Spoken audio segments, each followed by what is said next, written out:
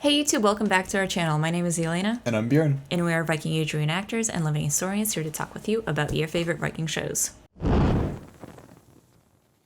We have just started Vinland Saga. So far, it's surprisingly good. Didn't know what I expected. Didn't expect anything I've seen so far. We're making our way still through it. We're only on episode 4 today, with 20 more to go. Excited to see where that takes us. But one step at a time, here's episode 4.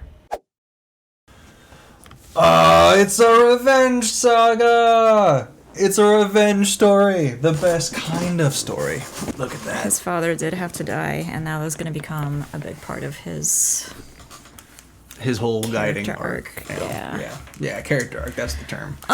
Which is like a little bit, I don't want to say weird, but it's interesting that they decided to go this route because Karl Safni is known as an explorer. You know, he's an Icelandic explorer that goes to Vinland. He's not really known for anything else, so it's kind of interesting that they're attaching that to his character. Yeah, it just seems like it's really starting to seem like they just took a historical saga and are now making their own storyline with the basis of it. Nothing wrong with it. It's classic. It's obvious because it's the go-to. Because it's good. You know, it's just vanilla ice cream. It's what you'd expect. Yeah, I guess it's just not as obvious if you've read the sagas. It's not where you would expect his character to go to. Truth. Like I said, he is mainly known as simply an explorer, really. But I can see why they would do that. You know, obviously you need an antagonist and a protagonist in the story, and you need him to have some grief in his life. Yeah, it doesn't seem like we're going to Vinland in this. Not anytime soon, anyway. Not yet, not yet. So, at the beginning of the episode, what Thors actually does, and he doesn't say it by name, but what he's doing is he's calling for a Holmgang, which is basically a one-on-one duel. If you get called out for a Holmgang, to deny it is actually pretty dishonorable and will put a pretty dark mark on your name and probably your family's name too, so you kind of have to go with it. And the way that Holmgangs work is it's basically a duel between two people. They decide ahead of time whether it's going to be to the death or drawing first blood. Usually, even if it's first blood, it usually ends up being to the death. Yeah, it usually ends up being to the death. But they kind of, what they do is they stake out this, I can't remember what the size of the perimeter is, but they will like draw a perimeter, or they'll put branches along the perimeter to kind of like stake out the arena, as it were. Yeah, and hazel rods. Hazel rods, that's what it is. And you can't go outside of those. And it's basically you against the other person. Yeah, and sometimes they'd even like lay down like a linen, essentially, to kind of mark out the area, like in addition to it. I want to say it's something like 3 meters square, kind of thing like that, roughly. It's pretty relatively small enclosure, especially when you have a one-on-one duel with the dude. There's not a lot of wiggle room. Yeah, exactly. If you step out of it, then you lose. So there's no like just walking away. Like that's the whole point of staking out an area. Exactly. And yeah. And I can imagine they didn't necessarily need to do that here because they're on the ship. If you fall in the water, you're probably dead after that. So. Yeah, safe to say. Safe to say. But yeah, they didn't call it out by name, but that's basically what he was calling for, was a Holmgang to try and save everybody else. Now, after Thors wins his Holmgang and he is shot full of arrows and the men still attack the ship. Wicked dishonorable. Yeah, generally we would think that in the Viking Age that would be considered incredibly dishonorable action. That's not to say that it didn't happen. It's not to say that people didn't do it. Oh yeah, and like people were known as being bastards, and you know this is the reason for it. Like, hey, oh yeah, this person's a bastard. Oh, why? Well, because and it's kind of like what you were. Lost a duel, and then. Yeah, and it's kind of like what you were talking about last week.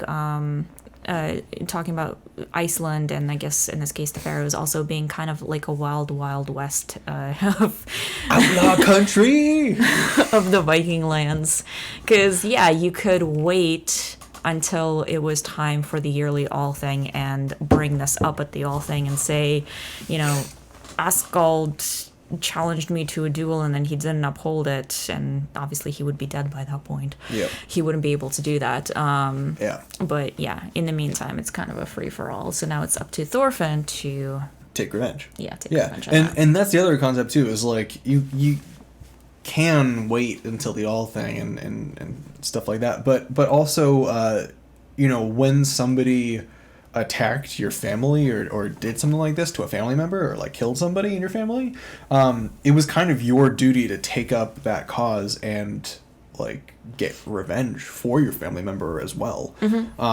So it might even still be kind of seen as dishonorable if you let their death or their murder or their slaying rather like go for so long because you were too much of a coward to like face it head on. Essentially, it's kind of like, it's really convenient if you bide your time and like don't instigate stuff and wait for the thing, but also like there's a little bit of an air of like, what are you afraid of, Yeah, exactly. That's kind of mixed into it too. So it's a very muddy and kind of complicated scenario, I feel like. Yeah, and that's what drove a lot of the blood feuds back in the day. Yeah. Is somebody kills somebody and then their brother goes after for revenge, and then the person that gets killed, their father goes after for revenge, and back and forth and back and forth. And there were so many blood feuds back in the day that they actually outlawed them. They were just like, they're like, guys, there's only 12 of us left. Stop it.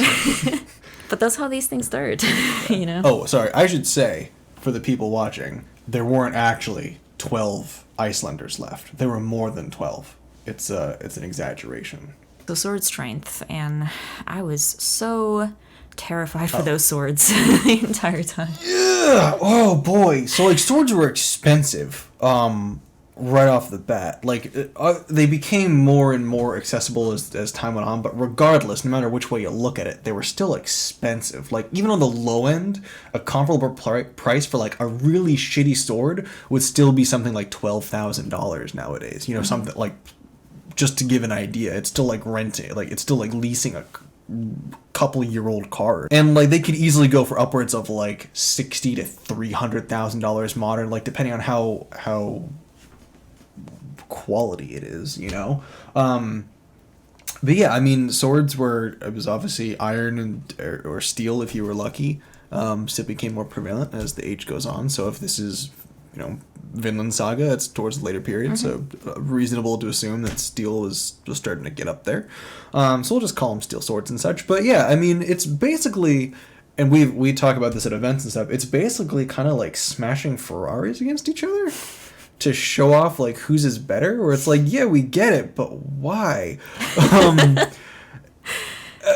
Like, that's not to say, just because it has value doesn't mean you're not gonna use it. It's a sword, it's a weapon, it's made to kill people. You're gonna use it to kill somebody.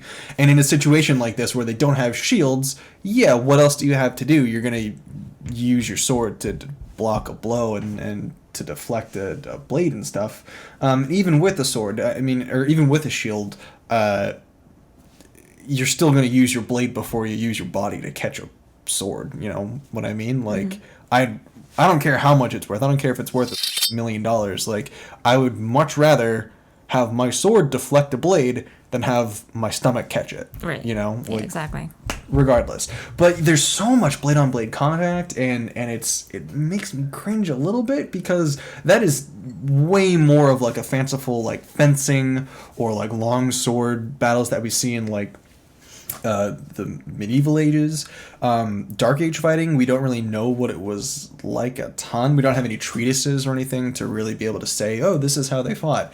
But we can kind of reverse engineer the weapons, and I, myself, and our reenactment group as well, kind of sides along the theories of Roland Vorsecke, who is a German sword instructor, and he's an amazingly talented man. But he kind of always talks about the shield being the primary aggressive weapon, and the sword being not a secondary, but more of an opportunistic weapon, a sword or axe or whatever you want.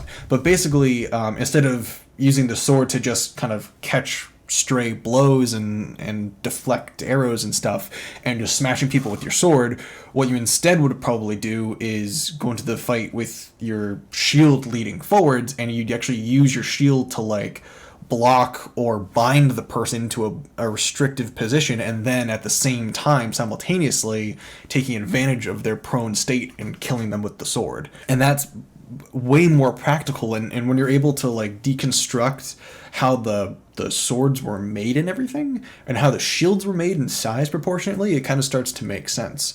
For example, early Viking swords, they have a very small, like short crossguard. It's really only enough to kind of like cover the hand. And later period swords in the medieval ages and stuff, like with long messes and hand and a half swords and everything, the crossguards are huge. You know, they're like a foot. Exaggeration again, but it's much longer. And the reason that they're much longer is because you'd be using the sword with two hands, and you wouldn't have a free hand for a shield or anything, and you'd have armor maybe, but you'd basically use the crossguard to catch the blade and bind the blade. But with a Viking Age sword, it being so much shorter, there's not really as much of a chance to do that. It still is a little bit, but it's risky, and you could potentially lose your arm at the forearm if you screw it up. So really it's kind of there more as a guard to kind of keep your hand from riding up and gripping the blade like Thor's does. Not a good idea normally, unless you're Thor's. So we can use like some of these like proportions and dimensions to kind of like deconstruct or like reverse engineer the weapons that they had and kind of figure out how they would most opportunistically be used. Same with the shield, based on kind of like sizes and stuff that we find. It's kind of like a really great distance to totally lock up a person's arm and you know, if the edge of the shield is kind of pushed into the crook of somebody's arm, then they can't really get around it too much, and it pretty much makes that arm completely useless. And if it's the sword arm, all the better, because then they can't use their sword and they're completely open essentially. They're, you know, took the teeth out. So yeah, probably not all this blade on blade clashing, sparks flying everywhere. What the was the sword made out of? Is one dude's sword literally made out of like flint and the other one is just pure steel? Like flint and steel. Jeez Louise, guys. I mean, they wouldn't be the first show or movie to show sparks flying off of swords, but yeah, every single time the question is the same, like what are they made of to make that happen? Seriously. And that does happen. I've firsthand seen it happen.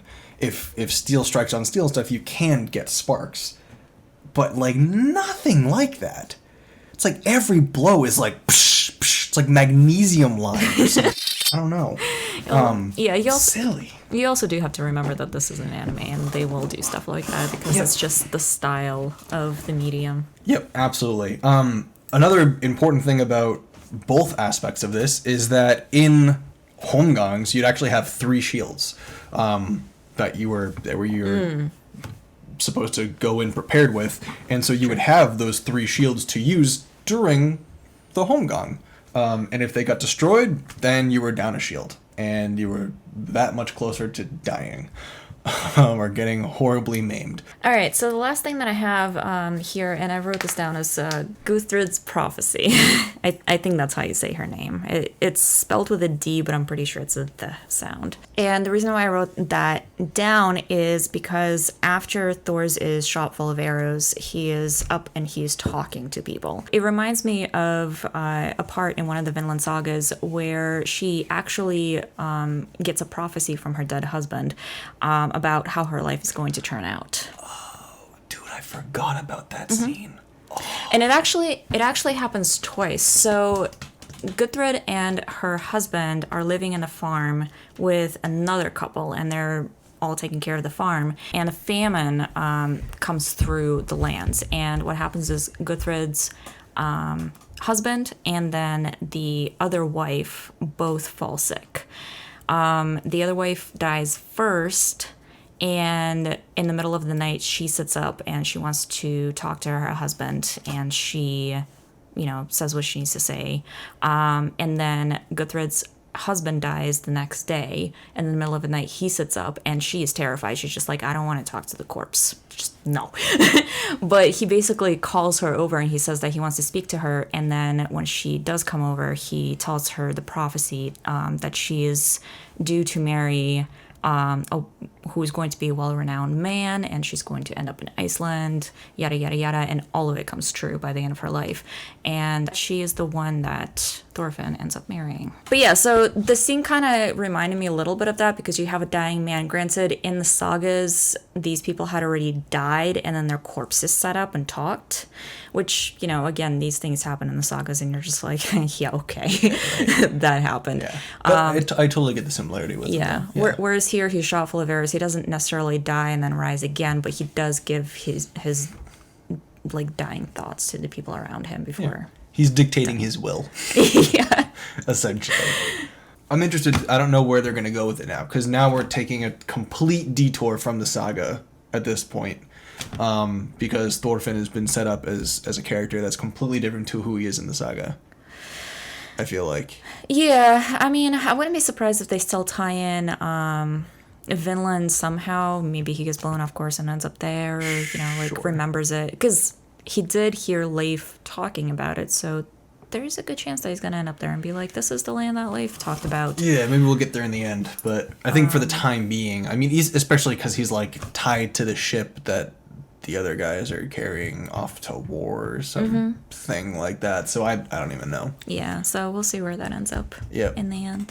Thank you guys so much for watching. We hope you enjoyed it. If you did, hit the like button. If you're new to the channel, make sure to subscribe and hit the bell so you can be notified of our future videos. And we'll see you in the next one.